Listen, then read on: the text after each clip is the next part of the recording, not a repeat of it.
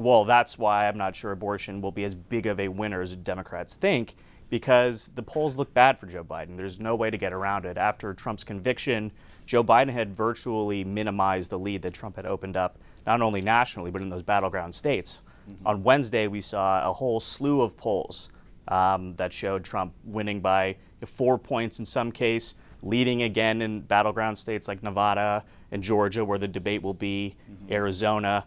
So the debate is really critical for Joe Biden. Welcome to Reporter's Notebook, where we talk to the Washington Examiner's top journalists about the stories breaking on their beats. I'm Jim Antle. I'm joined today by White House reporter Christian Datoc. Christian, there's this one issue where President Biden and former President Trump seem to be in a disagreement, but they also seem to be totally aligned, and that's tariffs.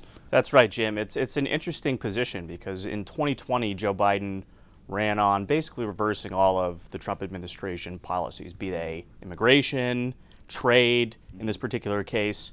But after a lengthy review, Joe Biden has decided to keep Trump's China tariffs in place, which you remember are quite high, and in some cases, he's even expanded on them when it comes to solar panels and their component parts for electric vehicles. Those have been up by as much as nearly 100% in some cases.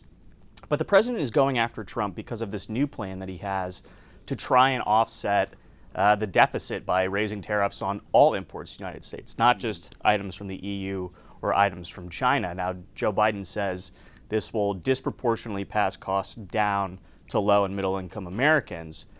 But it's sort of a cunning strategy because he can knock Trump's economic agenda, but at the same time try and wrangle some of that tough on China talk that Trump's been so famous for since 2016 when he points to keeping these tariffs in place. It's a wonky subject, and I don't expect it to move the needle the way some of these more personal attacks might in the debate Thursday night. So it's been the second anniversary of Dobbs, the Supreme Court decision that overturned Roe versus Wade.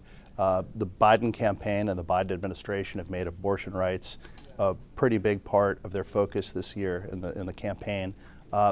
They blame one person for the existence of Dobbs. Who's that? That's Donald John Trump, Jim. And this is not a surprise because abortion is really sort of the one bread and butter issue that the Biden campaign can lean on when it comes to rallying progressive voters. Obviously, the wars in Ukraine and Israel have thrown a wrench in that. But when it comes to abortion, the Biden campaign thinks they will actually pick up votes in states like North Carolina and Florida. Of course, Trump won both of those in 2020, but they think they can flip those states blue. Now, on the other hand, you've got the Trump campaign sort of playing coy with what exactly abortion or reproductive rights policy would look like in the Trump administration.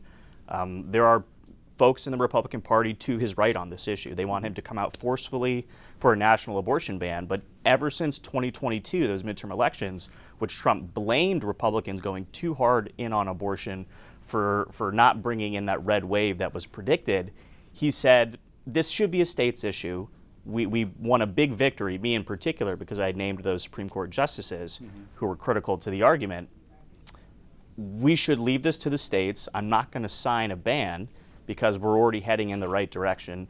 I would have to bet that in states like North Carolina, it's going to be even closer than that just under 2-point margin that we saw in 2020. I don't know if it can push Democrats over the finish line, though.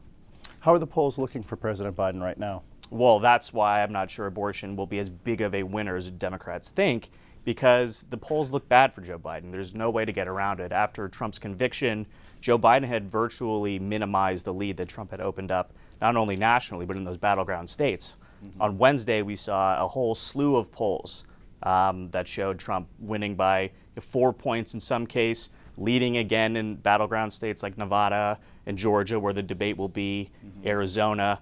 So the debate is really critical for Joe Biden. He needs to shake these age concerns and assure not necessarily even independent voters, but members of his own party that he's the guy who they elected in 2020, and he should be given a chance to do it again in 2024. And try to hold that coalition together that got him across the finish line in 2020.